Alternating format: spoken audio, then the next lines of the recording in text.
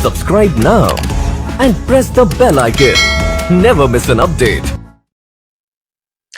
Hello everyone, welcome to Mahendras. आप सभी लोगों का बहुत स्वागत है आज के इस स्पीड टेस्ट डिस्कशन सेशन में। आज के सेशन में हम लोग ST41 का डिस्कशन करने वाले हैं और ST41 यदि आप में से लोगों ने दिया है, जिन लोगों ने दिया है वो तो सही है। आपको जिन क्वेश्चन में प्रॉब्लम है आप उस पर डायरेक्टली पहुंच सकते हैं। टाइम स्टैम्प आपको मिल जाएगा इस वीडियो के डिस्क्रिप्शन में, आप डायरेक्टली वहां से पहुंच सकते हैं। और जिन लोगों ने ये स्पीड टेस्ट अटेम्प्ट नहीं किया है उन लोगों से रिक्वेस्ट ये है कि यहीं पे करिए हमारे साथ। मैं क्वेश्चन आपके सामने लगाऊंगा, मैं भी सॉल्व करूंगा, उसी समय में आप भी हल करिएगा। आप हमसे पहले बना लेंगे, इस बात की पूरी उम्मीद है। और अगर नहीं भी बनता है तो आप एक्सप्लेनेशन हमारे साथ देख सकते हैं। आइए सेशन को स्टार्ट करते हैं। सबसे पहले एक सवाल है, 8 पर्सन एक सर्कुलर टेबल के चारों तरफ बैठे हुए हैं। उनमें से कुछ लोग मेल हैं और कुछ फीमेल्स हैं। No two female are sitting together, कोई भी दो महिला एक साथ नहीं बैठी हुई हैं। पुरुष दो एक साथ हो सकते हैं पर महिलाएं दो एक साथ नहीं होंगी, ऐसा कंफर्म है। फिर उसके बाद इससे रिलेटेड इंफॉर्मेशन आपके सामने है। जैसे यदि पहली इंफॉर्मेशन की बात करें तो कहता है A sit second left of C, who faces G, 2 persons sit between G and B, who is a male, there are minimum 3 females in the group, 3 महिला सदस्य हैं। D is the second to the right of F and none of them are neighbor of A and none of them is female. Both the neighbors of A are male. H is a female and facing a male. ठीक है, कुछ ऐसी line दी गई है। 8 जन है तो circular table हम ऐसा बना लेते हैं 8 व्यक्तियों को रिप्रेजेंट करते हुए। और क्या कह रहे हैं, सारे के सारे जितने भी हैं वो सभी के सभी केंद्र फेसिंग हैं, तो हमें उसमें भी कोई दिक्कत नहीं है। मेल फीमेल का ध्यान रखना है क्योंकि बोला गया है दो महिलाएं एक साथ नहीं हो सकती। ठीक है, और पहला कह रहे हैं A sit second to the left of C. C आप कहीं पे बनाओ, ए इसके लेफ्ट में सेकंड पोजीशन पे, यानी ए यहां बनेगा यदि सी इस जगह पे बनता है। फिर कह रहे हैं हु फेसेस जी, यानी सी के बारे में, सी के बाद लगा हुआ है हु। इसका मतलब ये किसको लेकर बात कर रहे हैं, सी को लेकर बात कर रहे हैं। सी किसको फेस कर रहा है, जी को फेस कर रहे हैं, तो जी को कहां होना चाहिए, इसके ऑपोजिट में होना चाहिए। ठीक है, 2 person sit between G and B, G और बी के मध्य में दो लोगों का गैप है। हु इज अ मेल, जी और बी के बीच में 2 का गैप, बी इस जगह पे भी हो सकता है और 2 के गैप पे बी इस जगह पे भी पॉसिबल है। तो मैं कोशिश करूंगा कि एक और पॉसिबिलिटी क्यों ना बना ली जाए बगल में, और यहाँ पे सी, इस जगह पे जी, इस जगह पे ए, और जैसा जी और बी के बीच में 2 लोग हैं तो बी को एक बार यहां पे बना दिया और 2 के गैप के बाद बी को इस जगह पे बना दिया। और बी के बारे में इन्होंने ये भी कह रखा है there are 2 person sit between G and B, who is a male, यानी बी को लेकर बात कही गई है। बी एक पुरुष सदस्य है, यहाँ पे बी मेल बनाएंगे, इस जगह पे भी बी को पुरुष सदस्य के रूप में मेंशन करेंगे। ठीक है, फिर आगे कह रहा है कि there are minimum 3 females in the group, 3 महिलाएं कम से कम होनी चाहिए। D is second to the right of F, D F के राइट में सेकंड पोजीशन पे है। and none of them is neighbor of A and none of them is female। किसके लिए बोला गया, D और F के बारे में बात कर रहा है। D और F A के पड़ोस में नहीं है। इस स्थिति की यदि बात करें तो D और F को आप फिर इन दोनों जगहों में से किसी एक जगह पे ले जाओगे, और जैसा इन्होंने कहा है D second to the right of F, तो आप अगर F यहां बनाते हो उसके राइट में सेकंड, D यहां पॉसिबल नहीं, F यहां बनाते हो सेकंड राइट यहां पे बनेगा, जो कि इस जगह पे डी बने। प्रॉब्लम यह है कि डी इसके पड़ोस में आने लगेगा ए के, जबकि मना किया गया, तो सीधा सा अर्थ है जो बी को हमने यहां प्लेस किया इसको हटा दो। ये पॉसिबिलिटी इसको यहीं पे कर लेते हैं, बी वहां से हटी गया, कंफर्म हो गया, बी आपका यहीं पे बनेगा, जी से 2 के गैप पे बी आप यहां बनाओगे। और फिर अब इस लाइन को बढ़े, D second to the right of F and none of them is neighbour of A. ठीक है, and none of them is a female, यानी दोनों क्या है, मेल है। ठीक, तो D is second to the right of F, F के राइट में सेकंड पोजीशन पे यही जगह मिलेगी जो कि A को अवॉइड करते हुए, तो F के राइट में सेकंड पोजीशन पे D बनेगा। D को आप इस जगह पे, none of them is female, यानी दोनों ही पुरुष सदस्य हो जाएंगे, यहाँ पे मेल के रूप में मेंशन करेंगे। तो D is second to the right of F and none of them is neighbour of A and none of them is a female, कोई भी फीमेल नहीं है, दोनों मेल है। Both the neighbours of A are male, A के दोनों जो पड़ोसी हैं वो मेल हैं, ये भी पुरुष होगा, और यहाँ पे भी जो आने वाला है वो पुरुष सदस्य ही होने वाला है। H is a female and facing a male, H एक महिला सदस्य है और एक पुरुष सदस्य का सामना कर रही है। H निश्चित रूप से यहीं पे बनाना पड़ेगा आपको, और कहीं जगह नहीं है, और ये एक पुरुष सदस्य का सामना कर रही है, सामने बैठी है और खुद महिला है। 3 महिलाएं होनी कंपलसरी है, इसका मतलब जी भी एक महिला सदस्य होगी और सी भी एक महिला सदस्य होगी, क्योंकि मिनिमम 3 मेल्स 3 जो है वो फीमेल्स आपका होना कंपलसरी था। एक व्यक्ति बच रहा है, ए हो गया, B C D, A B C D E, E बच रहा है, ई को आप इस जगह पे प्लेस करोगे और ये आपकी सेटिंग तैयार हो जाती है। आते हैं इससे संबंधित प्रश्न की बात करें। Who among the following set third to the right of G, G के दाईं तरफ तीसरे स्थान पे कौन बैठा हुआ है? तो जी यहाँ पे पहला, दूसरा, तीसरा कौन है? बी है, और बी चौथे विकल्प में दिया हुआ है। सो हमारा सही उत्तर क्या होना चाहिए? ऑप्शन नंबर 4 इस क्वेश्चन के लिए राइट आंसर होना चाहिए। नेक्स्ट क्वेश्चन कह रहा है चार इनमें से एक समान है, एक अलग है। D F C B A, D F C B और ए। यदि आप देखो डी एफ बी और ए ये सभी मेल हैं, केवल सी एक ऐसा है एकमात्र इनमें से जो फीमेल है, तो कौन सा विकल्प होना चाहिए? थर्ड विकल्प आपका राइट आंसर बनना चाहिए।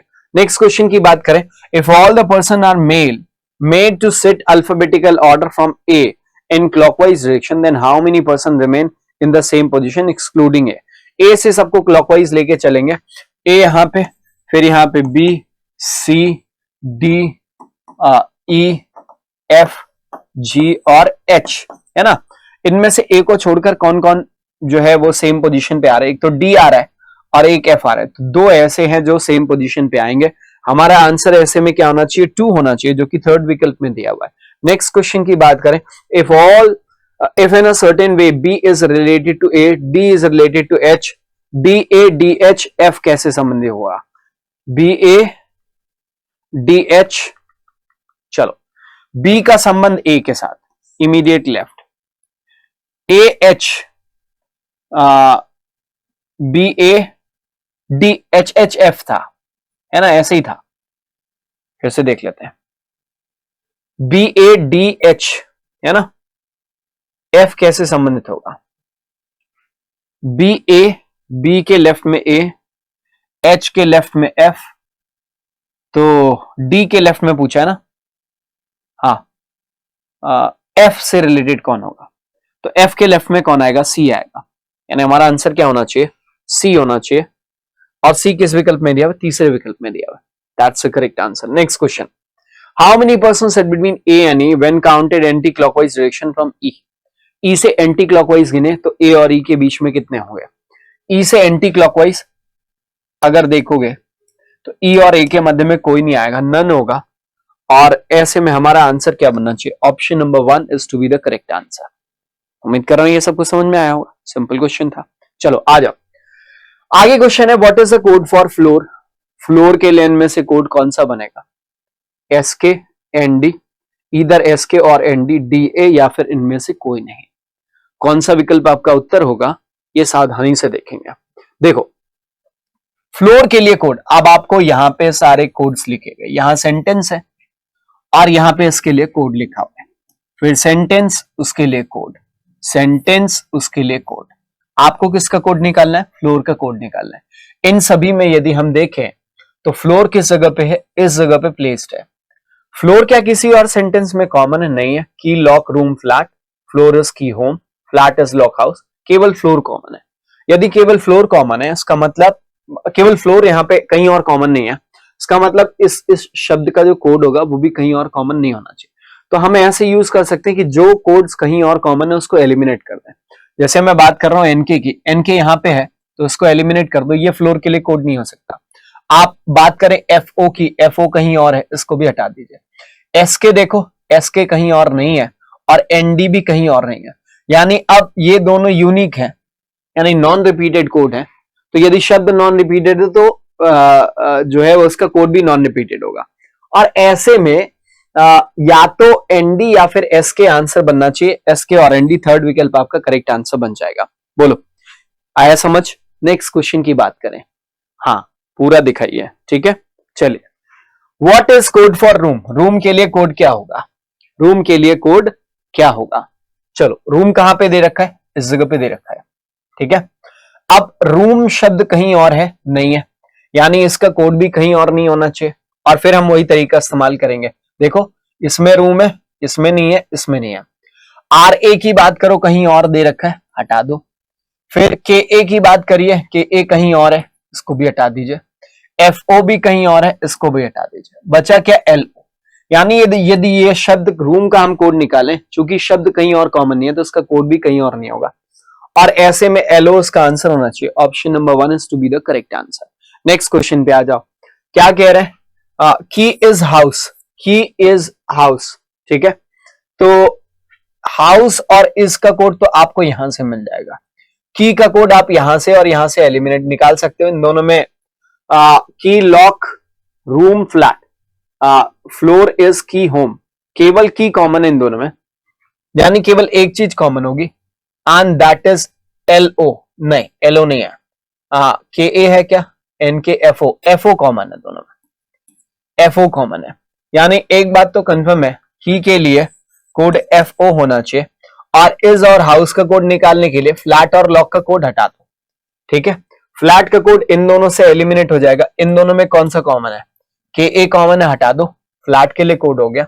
और लॉक का कोड, लॉक यहां पे है और इसमें भी है, चलो इसमें एक और हटेगा और वो है आर ए, आर ए को हटा दीजिए, बचा क्या, डी ए और एन के, यानी D A N K F O, D A N K F O second विकल्प में दिया हुआ है। सो हमारा आंसर क्या बनना चाहिए, सेकेंड विकल्प आंसर बनना चाहिए। नेक्स्ट क्वेश्चन पे आते हैं, क्वेश्चन नंबर 9 ये आपके सामने। हाउस के लिए कोड इनमें से कौन सा बनेगा? हाउस इस पूरे, अगर आप कोड पार्ट देखें तो उसमें हाउस किस जगह पे दे रखा है, यहाँ पे है। हाउस क्या किसी और जगह पे, पहले में, दूसरे में, तीसरे में केवल है, कहीं और नहीं है, यानी इसका जो भी कोड होगा वो कहीं और नहीं होना चाहिए। अब हम ऐसे कोड जो कहीं और है उसको हटा देते हैं, जैसे हम बात करें कि ए की, हटा दो, एन के कहीं और है, हटा दो, आर ए कहीं और है, इसको भी हटा दो, बचा क्या, डी ए। क्लियरली हाउस के लिए कोड क्या होना चाहिए, डी ए होना चाहिए। किस विकल्प में दे रखा है, ऑप्शन नंबर 4 में दिया हुआ है। So that is the correct answer. Next question की बात करें, क्वेश्चन नंबर 10 आपके सामने। फ्लोर, हाउस और क्वार्टर इज कोडेड एज, उसके लिए एक कोड दे रखा है, यानी ये एक एडिशनल इंफॉर्मेशन आपके पास है। और ऐसे में होम क्वार्टर का कोड पूछा है, होम क्वार्टर का कोड, तो होम का कोड तो आपको यहां से कहीं से पिक करना पड़ेगा, जैसे यहां पे होम लगा हुआ, किसी और जगह पे होम है क्या, नहीं है। तो होम का कोड निकालने का तरीका क्या है, फ्लोर इज की, होम कहीं और कॉमन नहीं है, तो इसका कोड वैसे निकलेगा जैसे हम लोग अभी तक निकाल रहे थे, जो कहीं और कॉमन उसको हटाओ, एनडी कहीं और कॉमन है, नहीं है, एफ ओ कहीं और कॉमन है, हटा दो, एस के कहीं और कॉमन है, नहीं, एनडी या एस के में से कुछ होना चाहिए, किसके लिए, होम के लिए, एनडी या फिर एस के, ठीक है। होम के लिए कोड क्या होना चाहिए, एनडी या फिर एस के। चलो अच्छा, फ्लोर का कोड यहां से एलिमिनेट हो जाएगा, देखो एसके क्लियर हो जाएगा, फ्लोर के लिए कोड है, क्योंकि यहां पे देखो यहां शब्द फ्लोर यूज है, इस सेंटेंस में भी फ्लोर यूज है, तो एक कॉमन है एसके हट गया, बचा एनडी, इसका मतलब कंफर्म है एनडी ही कोड होगा, किसके लिए, हाउस के लिए, या हमने किसके निकालना था, होम के लिए, है ना। होम का कोड क्या हो जाएगा, एनडी हो जाएगा। क्वार्टर का कोड, अब ये दोनों कोड देखो, क्वार्टर का कोड फ्लोर और हाउस, ठीक है, एक तो आपने निकाल दिया है, फ्लोर का कोड एलिमिनेट कर दिया, हाउस का कोड यहां से एलिमिनेट कर दीजिए। इसमें और इसमें क्या कॉमन है, डी ए कॉमन है, इसका मतलब डी ए काट दिए, एक्स से तो जो बचा वो क्वार्टर के लिए कोड हो जाएगा, तो एन डी एक्स ए चौथे विकल्प में दिया हुआ है, करेक्ट आंसर हो जाएगा। उम्मीद कर रहा हूं कोडिंग का ये पार्ट आपको अच्छे से समझ में आया होगा, इसमें कोई असुविधा किसी को नहीं है। चलो आते हैं अब अगले पार्ट पे। अगला क्वेश्चन आपके सामने ये रहा, 10 people are sitting in 2 parallel rows containing 5 people in each, सभी में 5 लोग हैं, such a way that there is an equal distance between adjacent person in row 1, A, B, C, D, E, F, E and C are seated but not necessarily in the same order and all of them are facing south direction. In row 2, Q, S, P, T, A, T and R are seated but not necessarily in the same order. एक पंक्ति में 5 लोग हैं, 2 पंक्तियां हैं और दोनों पंक्तियां एक दूसरे की तरफ फेस कर रही हैं। ऊपर वाली पंक्ति जो है वो साउथ की तरफ फेस कर रही है और जो नीचे वाली पंक्ति है वो नॉर्थ की तरफ फेस कर रही है, ठीक है। फिर कह रहे हैं therefore in the given seating arrangement each member seated in a row faces another member of other row. E and B do not sit together, E और B एक साथ नहीं बैठते हैं। T sit at one of the extreme and T किसी एक छोर पे बैठता है। C sits next to the one who is sitting diagonally opposite to T. फिर B sits right of E but none of them are faces S. One person sit between C and D. Two person sit between P and R who does not face D. A does not sit second to the right of one who faces T and S sits next to the one who faces T. ठीक है, ये आपकी puzzle है और इसका Hindi version भी मैं आपको दिखा दे देता हूं। ये रहा आपका हिंदी। ठीक है, 10 लोग समांतर पंक्तियों में बैठे हैं जिसमें से प्रत्येक 5 लोग हैं ताकि आसन्न व्यक्तियों के बीच समान दूरी रहे। अब पंक्ति एक में ABCDE बैठे हैं लेकिन जरूरी नहीं इसी क्रम में और सभी का मुख दक्षिण की ओर है। 2 में QSPTR बैठे हैं, जरूरी नहीं इसी क्रम में और वो सभी उत्तर की ओर देख रहे हैं। एक पंक्ति में बैठे प्रत्येक सदस्य का मुख दूसरी पंक्ति में बैठे प्रत्येक सदस्य की ओर है। E और B एक साथ नहीं बैठते हैं। T इनमें से एक पर बैठता, एक चरम छोर पर बैठता है। C उस व्यक्ति के बगल में बैठा है जो T के विकर्णित है, डायगोनल है, विपरीत अंतिम छोर पर बैठा है। B E के दाईं ओर बैठा है लेकिन उनमें से किसी का मुख S की ओर नहीं है। जो D की ओर उन्मुख नहीं है, A T की ओर उन्मुख व्यक्ति के दाएं दूसरे स्थान पर बैठा हुआ है। ये तो आपकी पजल है हिंदी और इंग्लिश में। आइए इसको बनाते हैं, आप लोग भी इसको ट्राई करो। ठीक है, 2 पंक्ति हैं, इस पंक्ति में ये बात कंफर्म है कि ABCD लोग हैं और इसमें QSPTA है ना, PTR ये बैठे हुए हैं। चलो पहली लाइन हम पढ़ लेते हैं, क्या रहे यहां पे E and B does not sit together। चलो ठीक है, E और B को एक साथ नहीं रखना, ये लाइन हम बाद में यूज करेंगे। T sit at one of the extreme end, T किसी एक छोर पर बैठा हुआ है। C sits next to the one who sitting diagonally opposite to T, C T के डायगोनल ऑपोजिट पे है, यानी सामने नहीं है, बस इतनी सी बात है। ठीक है, डायगोनल कहीं भी हो सकता है, थोड़ा सा डायगोनल, ज्यादा डायगोनल, ऐसा तो कुछ बताया नहीं है। ठीक है, तो T sit one of the extreme end, T एक अंतिम छोर पर बैठा हुआ है। 2 आप अलग अलग संभावनाएं लेके चल सकते हैं। एक बार T को आप इस छोर पे बना दीजिए, ठीक है, और एक बार T को इस छोर पे बना दीजिए। अब छोर पे बनाने का मतलब ये हुआ कि बाकी 4 लोग, 1 2 3 और 4 लोग ऐसे, और इसके सामने भी आप ऐसे 4 स्थान बना सकते हैं। सिमिलरली आप यहां पे भी कर सकते हैं, 4 लोग उसके दूसरी तरफ आप ड्रॉ कर सकते हैं। ठीक है, क्योंकि T को आपने एक छोर पे कंसीडर कर लिया। ठीक, फिर क्या कह रहे हैं, T sits at one of the extreme end, C sit next to the one who's sitting diagonally opposite to T। T का डायगोनल ऑपोजिट ये होगा, यहां पे डायगोनल ऑपोजिट की अगर बात है, डायगोनल बोले तो ठीक है, डायगोनली बैठा हुआ है तो थोड़ा इधर इधर भी हो सकता है, बट डायगोनल ऑपोजिट का मतलब ये इस छोर पे तो इस छोर पे अगले। और क्या कह रहे हैं, C sit next to the one who sit diagonally opposite to T, यानी T के डायगोनली ऑपोजिट में यहां वाला व्यक्ति होगा, उसके बगल में C बैठा हुआ है, यहां पे C इस जगह पे बैठेगा। और आगे की लाइन में क्या कह रहा है, B sits right of E but none of them faces S। अभी ये लाइन यूज नहीं हो पाएगी। One person sit between C and D, C और D के बीच में एक व्यक्ति का गैप है, तो ऐसे में D यहाँ पे बनेगा, इस स्थिति में D को आप इस जगह पे बनाओगे। ठीक है, One person sit between C and D।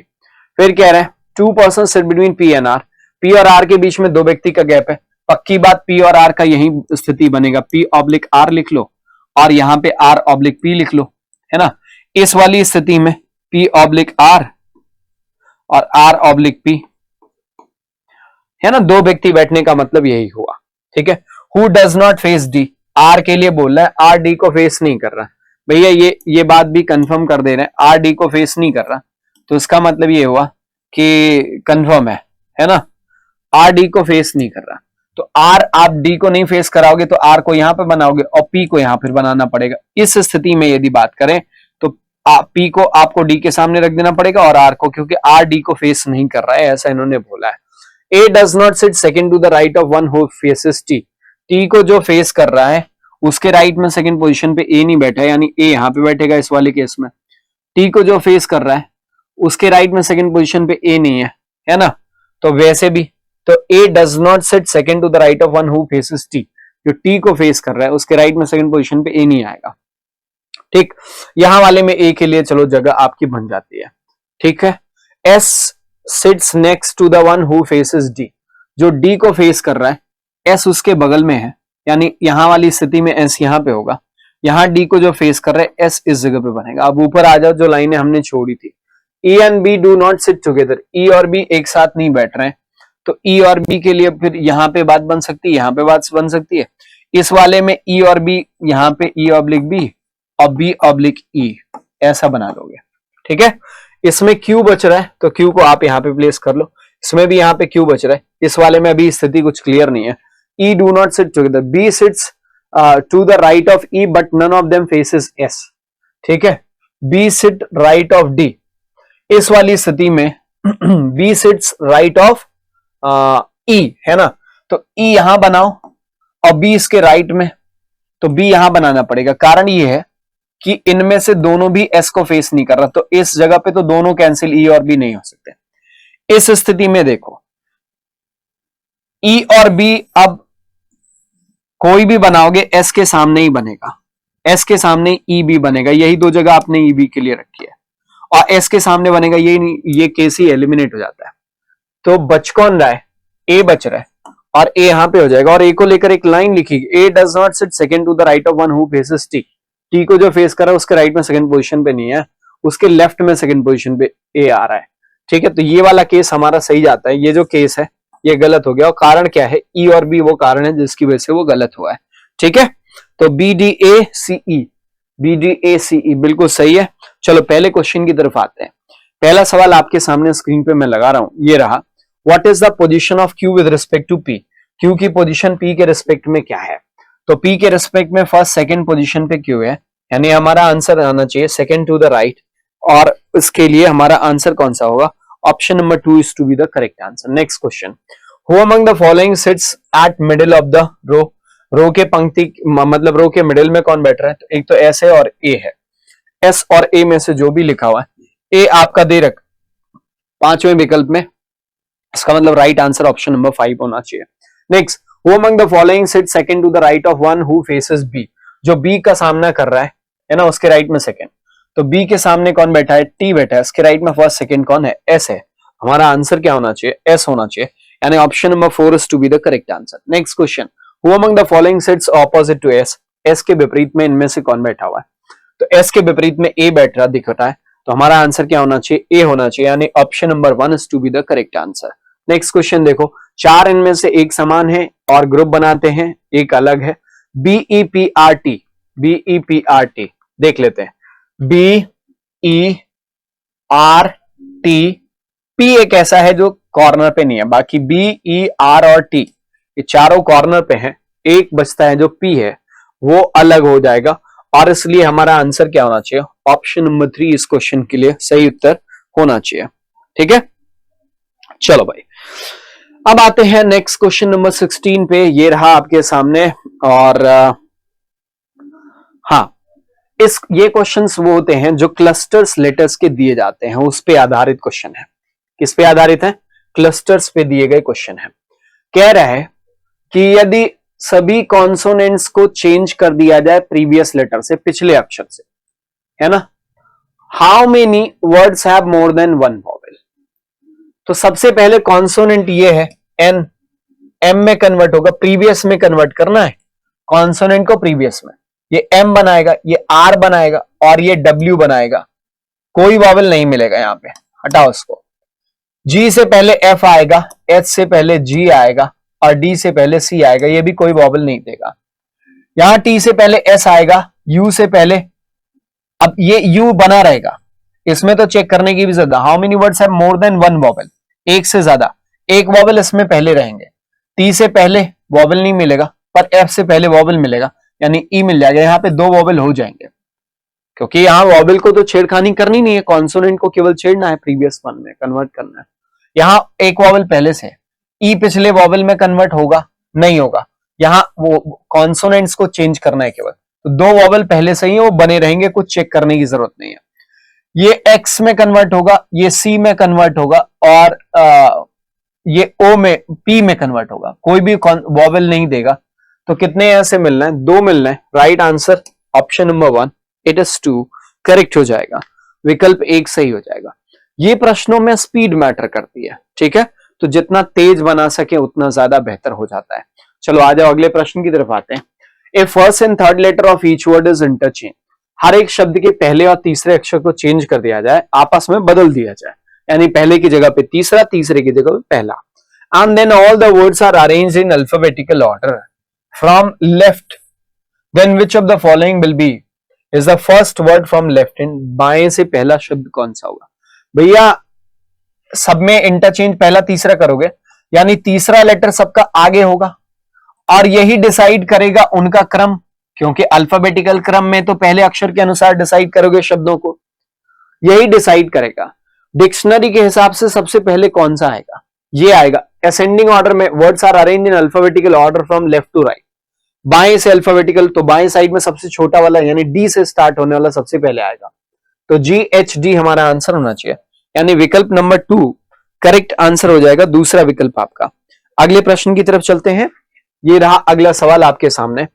कह रहे if the words are arrange in alphabetical order, यदि शब्दों को अंग्रेजी वर्णमाला क्रम में व्यवस्थित किया जाए, okay, from left to right, बाएं से दाएं, then position of how many words remain unchange, कितने ऐसे शब्द होंगे जिनके स्थान में किसी तरीके का परिवर्तन नहीं होगा। देखो पहली बात क्या है, words are arrange in alphabetical order from left to right, इन शब्दों को अंग्रेजी वर्णमाला में व्यवस्थित किया जाए बाईं तरफ से दाईं तरफ रखते हुए, ठीक है। तो सबसे पहले ई से स्टार्ट होने वाले ये आएगा, यानी EOK आएगा, फिर उसके बाद ई के बाद G आ जाएगा, GHD, फिर G के बाद आएगा NSX, फिर T और फिर उसके बाद Y। तो Y से स्टार्ट होने वाला उसी जगह पे है, G से स्टार्ट होने वाला उसी जगह पे है, करेक्ट है। तो क्या कह रहे हैं, how many words remain unchange, तो 2 शब्द ऐसे हैं जिनके स्थान में किसी तरीके का परिवर्तन नहीं होगा, यानी हमारा आंसर क्या होना चाहिए, ऑप्शन नंबर 4 इट इज 2 होना चाहिए, 2 विकल्प नंबर 4 हमारा उत्तर बनेगा। अगला सवाल, if the first and third letter of letter are interchange in each word, हर एक शब्द में पहला और तीसरे अक्षर को आपस में परिवर्तित कर दिया जाए, किसको परिवर्तित किया जाए, पहले और तीसरे को, okay, are interchange in each word, how many words end with a vowel, कितने शब्द होंगे जो वॉवेल पे एंड करेंगे, सोचो।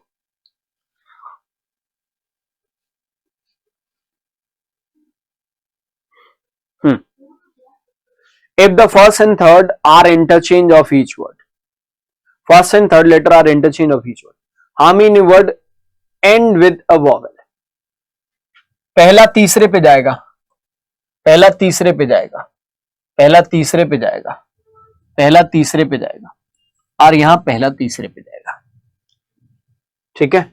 How many words will and with a vowel, तो जिसका सबसे आगे वॉवेल होगा वही आखिरी में वॉवेल पे खत्म होगा, और एक ही शब्द आपके पास ऐसा है जिसमें आखिरी में वॉवेल है, और वही वो कारण है जिसकी वजह से आंसर जो है 1 होना चाहिए, option number 2 is to be the correct answer, दूसरा विकल्प आपका सही उत्तर हो जाएगा। चलो 20वें सवाल पे आते हैं। If all the letters are change to the next alphabet, alphabetical series, how many words have at least 1 vowel, ठीक है। क्या कह रहे, फिर से ध्यान से पढ़ लेना, कह रहे यदि सभी अक्षरों को अगले अक्षर में परिवर्तित कर दिया अंग्रेजी वर्णमाला के, कितने ऐसे शब्द होंगे जिसमें कम से कम 1 वॉवेल होगा। अभी एक सवाल हमने देखा था जिसमें कोई वॉवेल कहीं कन्वर्ट नहीं हो रहा था, NO में कन्वर्ट होगा, लेकिन वो प्रीवियस था, ST में कन्वर्ट, अच्छा क्या कह रहे हैं, एटलीस्ट 1 वॉवेल, एक मिल गया हमें, NO में कन्वर्ट होगा, 1 वॉवेल बना देगा, हमने कुछ देखना ही नहीं है, बाकी सब नहीं चेक करेंगे। GH में HI में यहां 1 वॉवेल हमें कम से कम मिल जाएगा, T किस में कन्वर्ट होगा, U में 1 वॉवेल ये भी दे देगा, हमें कोई टेंशन नहीं, 3 मिल गया। E वॉवेल है, नेक्स्ट में कन्वर्ट करने पर ये दोनों वॉवेल तो देंगे नहीं, के L में बनेगा, ये भी वॉवेल नहीं देगा, हटा दो। Y Z में कन्वर्ट होगा, D E में कन्वर्ट होगा, यहां 1 वॉवेल हमें मिल जाएगा। तो कौन कौन से मिल रहे, एक ये, दूसरा ये, तीसरा ये और चौथा ये, 4 मिलने, 1 छोड़कर, यानी 4 होना चाहिए। कौन सा विकल्प हमारा आंसर होगा, option number 3 is to be the correct answer. स्पष्ट है। चलो आ जाओ अगले क्वेश्चन पे। अगला सेट है 7 मेंबर्स हैं, ABCDEFG एक परिवार में, 3 पीढ़ियां हैं। इनमें क्या है, 3 पीढ़ियां, ध्यान रखने वाले। B is the husband of D, B D का पति है, हस्बैंड ऑफ डी से, अच्छा बी डी की बहन का पति है, जी नेफ्यू है किसका, डी का, सी ग्रैंड डॉटर है ई की, और बहन है जी की, एफ पत्नी है ई की और उसका एक से अधिक बच्चा है, मोर देन वन चाइल्ड। बनाइए इसको।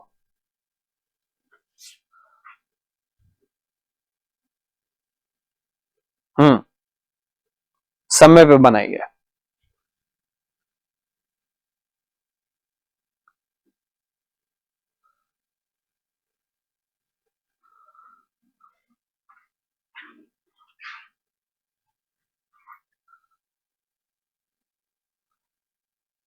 बन गया? चलें एक्सप्लेनेशन देखते हैं। पहला, 7 मेंबर्स हैं A B C D E F family में, 3 जनरेशन है। B is husband of D sister, D की बहन का पति कौन है? बी है। G is nephew of D, संभावना है कि जी डी की जो बहन जिससे विवाह बी का हुआ है उसका बेटा हो जाए, नेफ्यू मतलब बेटा। C is grand daughter of E and sister of G, C किसकी सिस्टर है? जी की। आइए ग्रैंड डॉटर किसकी है? ई की, यानी ई ऊपर होना चाहिए।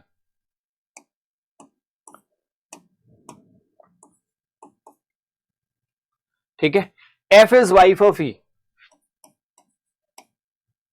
तो ई मेल हो जाएगा। And has more than one child, एक से अधिक बच्चे, यानी एक बच्चा ये और एक बच्चा बी, ऐसा बनना चाहिए। कौन बच रहा है? ए बच रहा है ना, ए को आप यहां पे रख दो। 2 4 6 7, 7 मेंबर्स थे, 3 जनरेशन वो हो गए। ठीक है, सारा कुछ बन गया। अब क्वेश्चन पे आते हैं। पहला सवाल इससे related, how is A related to A? A का क्या लग रहा है? तो ई की बेटी है ए, यानी यहां पे डॉटर आना चाहिए। Option number 3 is to be the correct answer. Next question देखते हैं, how is D related to C if E has only one daughter? यदि ई की केवल एक पुत्री हो तो डी सी से कैसे संबंधित होगा? ई की केवल एक पुत्री हो तो डी सी से कैसे संबंधित होगा, है ना? और एक पुत्री, अच्छा ये दोनों इनकी बच्चे होंगे, बी इनका बच्चा नहीं, बी तो इनके बच्चे का पति है ना? और क्या कह रहा था? हाँ, how D related to C if he has only one daughter? E की एक बेटी है तो इसका मतलब उस कंडीशन में डी पुरुष हो जाएगा, डी क्या हो जाएगा? पुरुष हो जाएगा। और फिर सवाल क्या है, how D related to C, D C का क्या लगेगा? तो सी की मम्मी का भाई यानी मामा, अंकल, मैटरनल अंकल जिसे आप कह सकते हो, मामा। अगला, जी ई से किस प्रकार संबंधित है? जी जो है वो ई का क्या लग रहा है? तो ई की बेटी का बेटा यानी ग्रैंडसन, है ना? तो ग्रैंडसन होना चाहिए, और ग्रैंडसन किस विकल्प में दिया हुआ है? ऑप्शन नंबर 2 में दिया हुआ है। सो इसके लिए सेकंड विकल्प आपका राइट आंसर बनेगा। करेक्ट। अब आ जाओ, कुछ डायरेक्शन से क्वेश्चन है। Raj leaves his home and goes straight 2 kilometre, then turns right and goes 1 kilometer. He turns left and goes 3 kilometer. Finally turns right and starts walking. Okay. If he is moving in the north direction, then in which direction he start his walking? Raj leaves his home straight 2 kilometer. ठीक है, then अब आपको यहां पे starting में direction नहीं पता तो बना लो। पहले वो कितना गया? 2 किलोमीटर गया। Turns right and goes 1 kilometre, दाएं मुड़ के वो 1 किलोमीटर जा रहा है। Okay. Left and goes 3 kilometre, फिर वो लेफ्ट टर्न लेके 3 किलोमीटर जा रहा है। ठीक, 3 kilometre. Finally turns right and start walking and finally turns right, फिर वो अपने दाएं मुड़ के चलना प्रारंभ करता है। If now he is moving in the north direction, अब ये डायरेक्शन क्या है? नीचे वाली नॉर्थ है। इस दिशा में राइट टर्न लेने के बाद वो नॉर्थ डायरेक्शन में जा रहा है। ये पूरी इमेज को रोटेट करा दीजिए तो इस इमेज का रोटेटेड वर्जन जो बनेगा वो कुछ इस तरीके से बनेगा। यहां से बनाते हैं, इधर ये नीचे गया था तो ये ऊपर की तरफ जाना चाहिए। ठीक है, फिर ये इस तरफ गया था तो इधर जाएगा, और यहां से ये ऊपर जाएगा, यानी आपका जो इमेज बनेगा वो ऐसे बनेगा। ऐसा कुछ, तो ये नॉर्थ जा रहा होगा, ठीक है। आपसे कह रहे हैं in which direction he started walking, तो ये अभी आपको किधर दिख रहा है, साउथ में, ये चला किधर में है, ईस्ट में दिख रहा है। अगर ये साउथ की जगह नॉर्थ कंसीडर करोगे तो ईस्ट की जगह वेस्ट, यानी वो पहली बार इधर देखो, अगर उसी इमेज को फ्लिप कर दें तो ये वेस्ट डायरेक्शन में चलना स्टार्ट करता है, यानी ऑप्शन नंबर 2 हमारा करेक्ट आंसर बनेगा, ठीक है। कौन सा विकल्प सही आंसर बनेगा, सेकंड। और कई बार आप दिमाग में ही इसको रोटेट करा सकते हैं, कोई बहुत मुश्किल काम नहीं है, करेक्ट। चलो आ जाओ अगले क्वेश्चन पे आ जाओ, ये question number 25। Symbol percentage is situated in the north of and, percentage किसके नॉर्थ में है, एंड के नॉर्थ में। Dollar is situated east of percent, dollar किसके ईस्ट में, परसेंट के, ठीक है। Symbol at the rate situated left of symbol and के लेफ्ट में एट द रेट, यहां पे एट द रेट यानी वेस्ट डायरेक्शन में। In which direction symbol at the rate is situated with respect to dollar, dollar के respect में at the rate किधर आएगा, तो भैया डॉलर को पे कंपास बना दो, नॉर्थ ईस्ट वेस्ट और साउथ, यहां से इसको मिलाओगे तो साउथ और वेस्ट आएगा, यानी हमारा आंसर क्या होना चाहिए, साउथ वेस्ट, है ना। कौन सा ऑप्शन होना चाहिए, साउथ वेस्ट होना चाहिए, and south west is not given, so option कौन सा, 5 नंबर आपका करेक्ट आंसर हो जाएगा। आई होप कि आप लोगों ने इसको अच्छे से बनाया होगा, सारे लोगों को समझ में आया होगा। और मैं एक बात आपको बता दूं कि आप में से बहुत सारे ऐसे लोग होंगे जो मॉक टेस्ट नहीं देते होंगे, तो पहले तो एक नियम बना लीजिए कि आप डेली बेसिस पे मॉक टेस्ट दीजिए, ओके, डेली बेसिस पे मॉक टेस्ट दीजिए, करेक्ट, रेगुलर बेसिस पे आप मॉक टेस्ट दीजिए अगर आप मॉक टेस्ट नहीं देते हैं तो, क्योंकि सिलेक्शन में आप एक बार बेसिक क्लियर करने के बाद फिर सब कुछ निर्भर करता है कि आपके मॉक टेस्ट पे या स्पीड टेस्ट पे, तो आप स्पीड टेस्ट दीजिए, उसकी एनालिसिस करिए, रेगुलर जम के करिए, क्योंकि एक बार फाउंडेशन क्लियर करने के बाद फिर जो महत्वपूर्ण की है सिलेक्शन की वो वही स्पीड टेस्ट ही है, और उम्मीद कर रहा हूं कि आप लोग ऐसा करेंगे। आज की क्लास के लिए बस इतना ही, that's it for the day, thank you so much everybody, bye and take care, खुश रहिए, ख्याल रखिए, मस्त रहिए, जम के पढ़िए, खूब स्पीड टेस्ट दीजिए, और ईश्वर करे जल्दी से आप सफल हो जाएं, सिलेक्शन ले लें। Thank you so much. Subscribe now and press the bell icon. Never miss an update.